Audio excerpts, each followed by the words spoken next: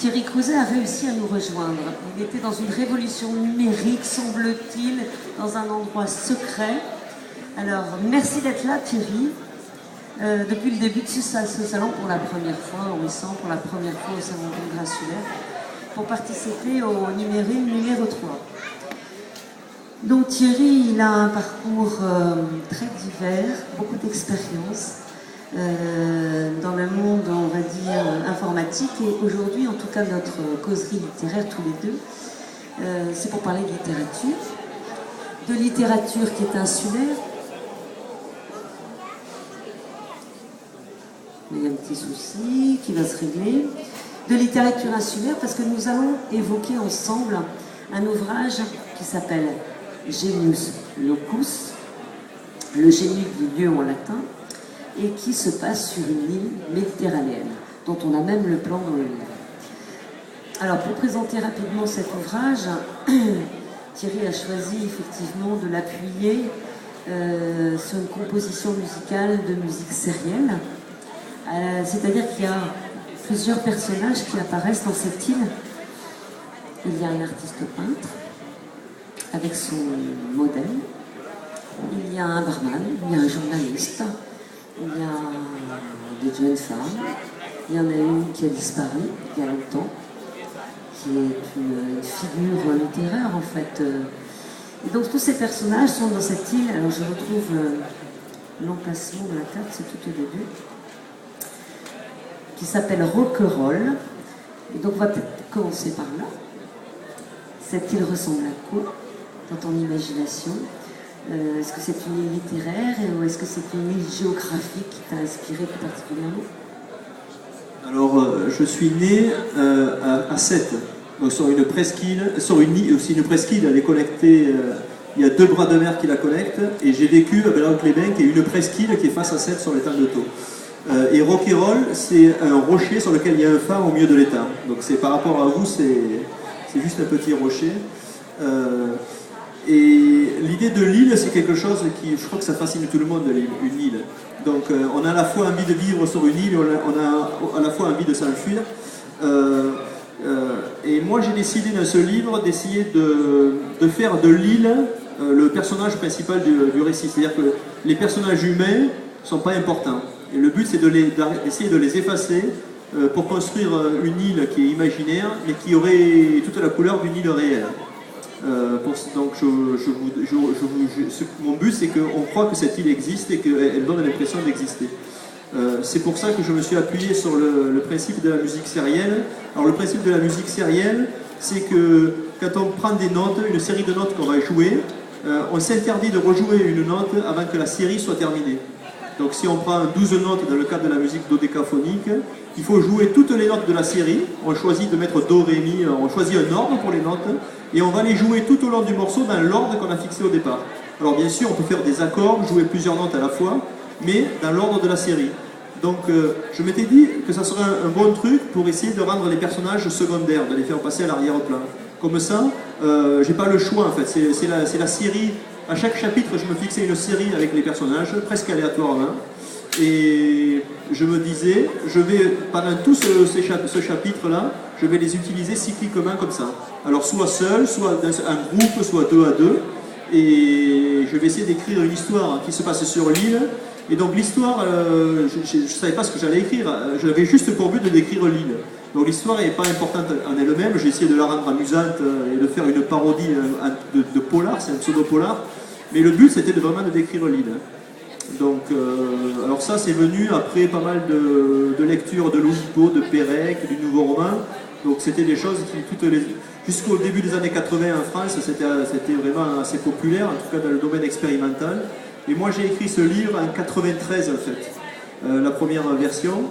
Je ne l'ai jamais proposé à aucun éditeur.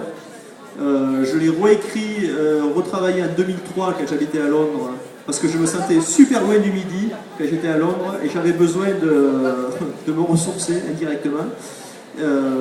Et voilà, et l'année dernière, j'y ai repensé à ce texte et je l'ai diffusé comme ça, sans jamais toujours le proposer à un éditeur sur Internet. Donc ça nous connecte au sujet qu'on a eu sur le salon parallèle qui est sur le livre numérique. la démarche, c'était de dire, j'ai ce texte qui est là, il est vieux, je ne vais pas le proposer à un éditeur parce que c'est une problématique, ce genre, l'écriture à contrainte qui n'est pas forcément d'actualité, et je diffuse moi-même le texte. Donc sur Internet, il y a 2000 personnes qui l'ont lu. Pour vous donner une idée, 2000 personnes, c'est plus que la plupart des romans qui sont imprimés, quoi. Déjà, cette technique-là permet d'être lue sans avoir de censure et en ayant des lecteurs. Ça implique d'avoir une petite communauté de gens qui vous suivent, mais ça permet de publier des choses que peut-être qu'on ne pourrait pas publier autrement.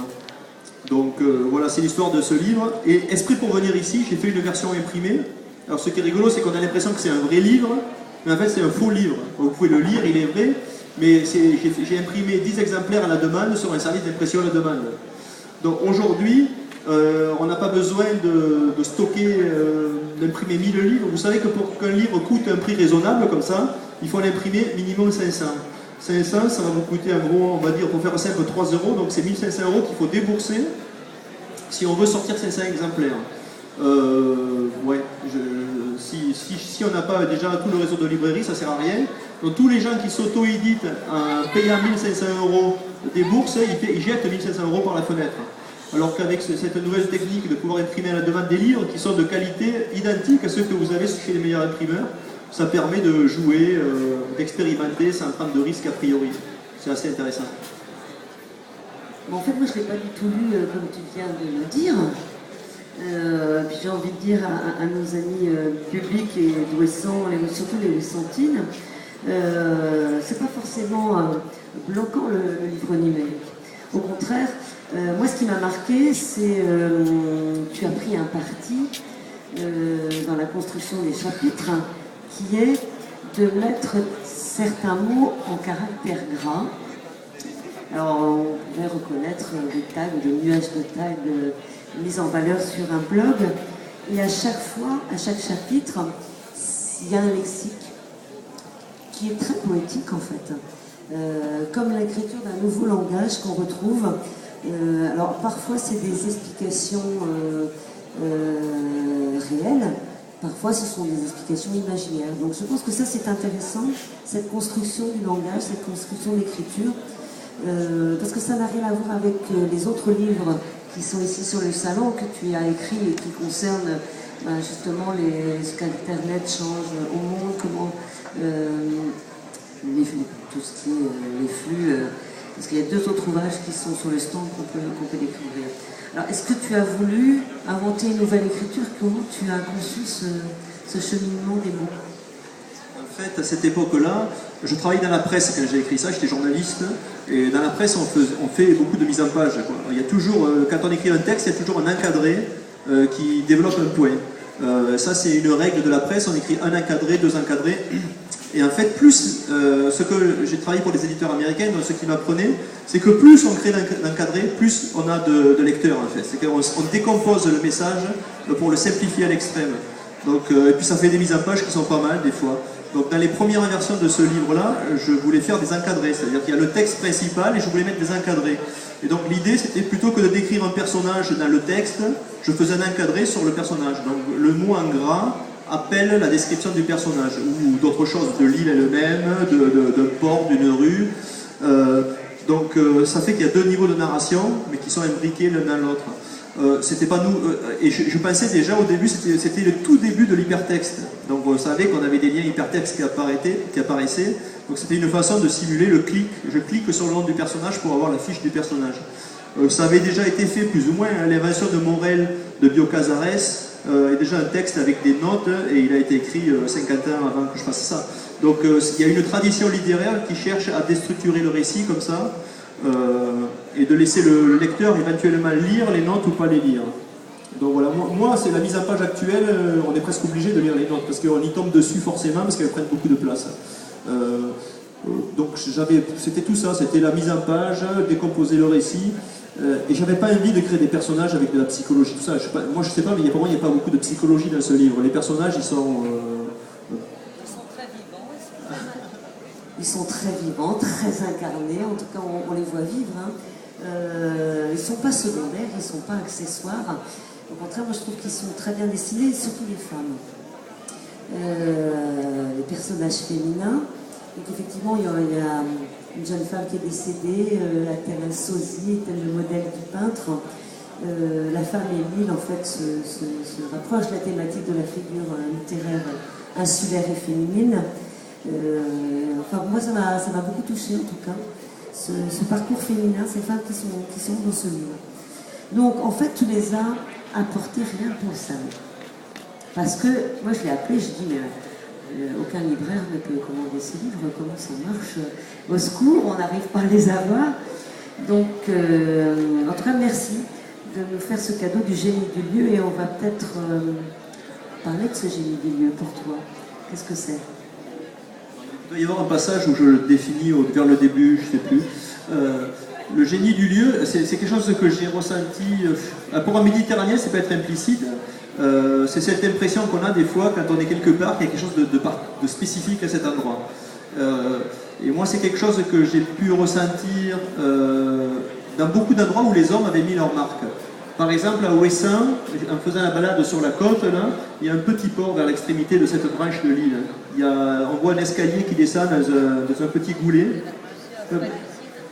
Je ne sais pas comment il s'appelle, je n'ai pas cherché le nom. C'est quand on prend cette côte-là, on arrive presque à mi-chemin vers l'extrémité. Il y a un escalier qui descend avec... Oui, c'est une digue avec un débarcadère, voilà. Et il y a ce genre de paysage dans ce livre-là. Et c'est des endroits, on se dit, il y a des gens qui l'ont pensé. C'est à la fois la nature et l'influence de l'homme. Et moi, le génie du lieu, moi je pense qu'il se manifeste quand il y a à la fois la nature et l'influence de l'homme. Si on va au sommet d'une montagne, je ne sens pas le génie du lieu. Je le sens en bas dans la vallée, là où il y a la nature et l'homme qui nouent une relation un peu bizarre. Je ne sais pas si tu... Tu veux que je le lise? Génie du lieu. Madeleine le rencontra pour la première fois dans le sanctuaire de Delphes. Elle y passa 2 jours à somnoler sur les vieilles pierres, possédée par une force oppressante. Chaque fois qu'elle levait les yeux, elle rencontrait la perspective infinie de la Méditerranée, et elle avait le vertige. Vincent Sully, son professeur d'architecture et d'histoire de l'art, auteur de, j'ai un très mauvais accent, La Terre, le Temple et Dieu, lui avait expliqué que les Grecs construisaient toujours leurs sanctuaires sur des lieux où se rencontraient le ciel et la terre, Uranus et Gaïa. Les prêtres choisissaient un terrain souvent formé de 2 collines ou de 2 pics, évoquant des cornes de taureau, les ailes déployées d'un oiseau ou les seins d'une femme. Comme à Delphes, les sanctuaires abritaient souvent une source et une grotte. Ces éléments pris ensemble induisent chez les hommes des sentiments mystiques.